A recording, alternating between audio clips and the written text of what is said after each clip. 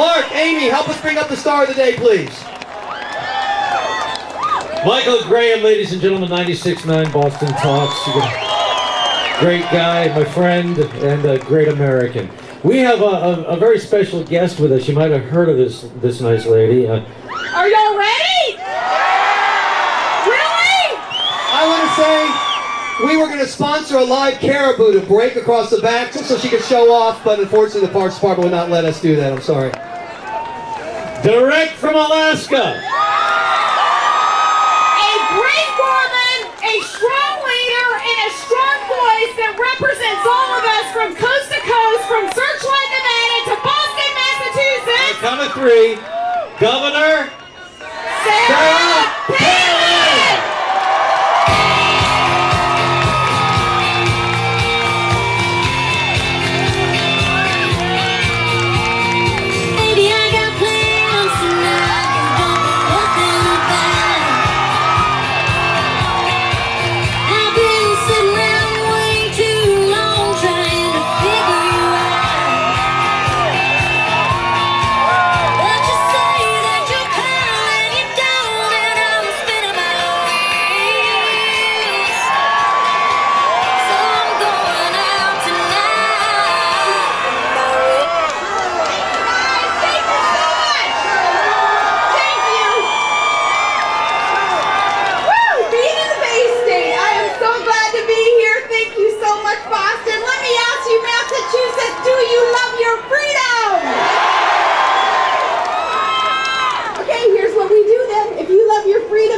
Think of that, and we will do that now. Those of you who have served in the past or presently serving our great United States military, raise your hand. We're going to salute you and we thank you and we say God bless you. Thank you. Thank you so much, sincerely. Good to be in Boston. We've got the Sox, you've got the Celtics, you've got the Bruins, you've got the Patriots.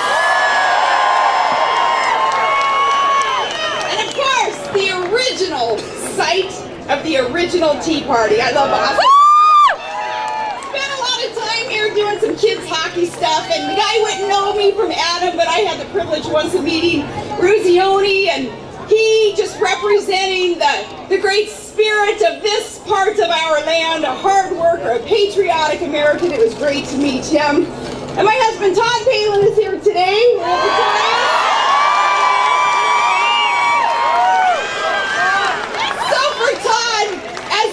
First dude of Alaska, you know, part of his official duties would be having tea with the first ladies across the nation. So I asked him, well, is this kind of tea party much to your liking too, right, Todd? He's happy being here too. Good time to come together in Beantown.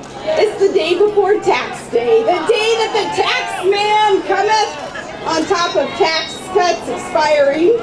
In the town that the Sons of Liberty call home. Now, Bostonians have never been afraid to stand up and speak out for principles that they believed in. Shoot, look what Massachusetts did in January. You shook up the United States Senate.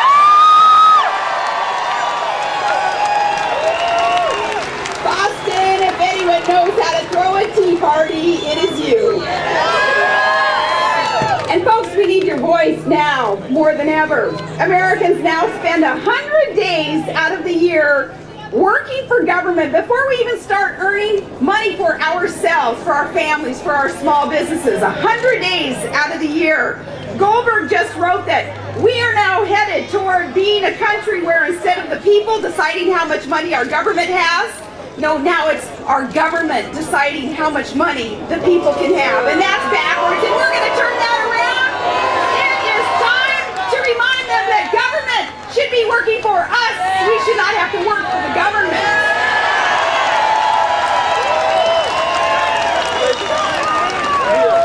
That's why there are more and more patriots every day standing up and speaking out. These hardworking, good, equality and liberty-loving, good, everyday Americans ready to take our country back, ready to shake things up. Those of you who won't sit down and shut up, you're sounding the warning bell, just like what happened in that midnight run And just like with that original Tea Party back in 1773, independents who decided to stand up and speak out because we see what's on the horizon. We see what is at stake here. That's right. And this isn't about party machines. It's not about titles or power struggles within. It's not about dividing America. And it is not about one individual politician. This is about the people. Yeah. This is the people's movement.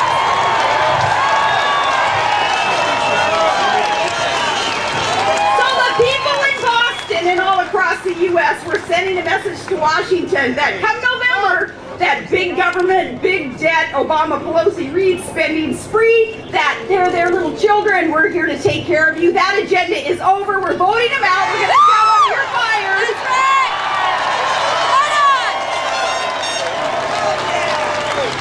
Because they just don't get it. They just don't get it. They think that we can borrow and tax more and spend more and get us out of this problem. And no, they're obviously digging us into a deeper, darker hole, and that is insane.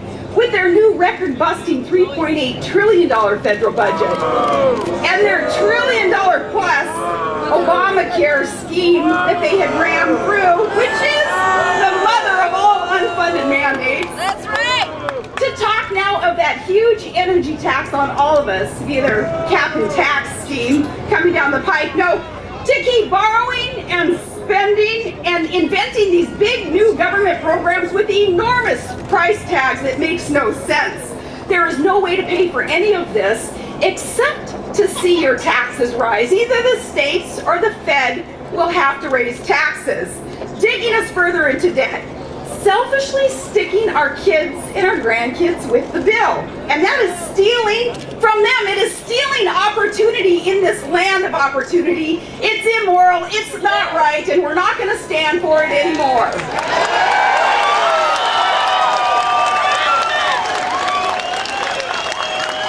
Because see, all of this makes us more beholden to foreign countries. It makes us less secure. It makes us less free.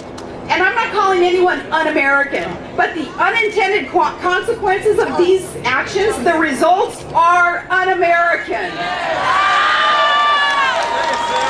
Is that what Barack Obama meant when he promised the nation that they would fundamentally transform America? He warned us with a playbook that sure seems to me like it's all Alinsky all the time.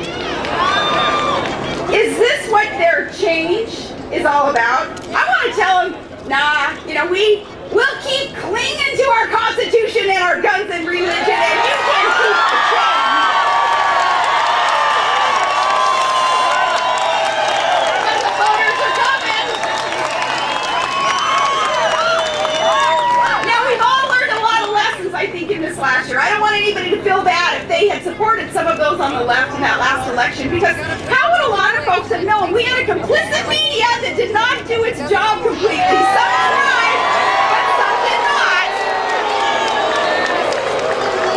Not vetting the candidates, all the intentions there. Now, don't feel bad though, because most Americans were busy. We're busy in our living our lives and raising our families and running our businesses. So how were some to know? But now we do know. That's the point. Now we do know. We know what the problem is, and now we're going to fix the problem.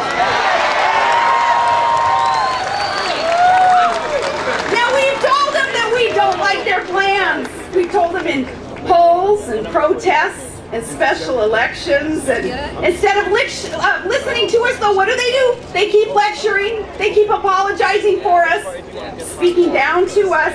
And they're dividing America. Now, we have decided that they can no longer decide what is best for us, even if we don't like it, even if we can't afford it, even if what they're doing makes no sense. They seem to want to say, well, we're going to do it anyway, because, to borrow their catchphrase, their warning bell, they had said, well, yes, we can. Yeah. We need to tell them that just because you can does not mean you should.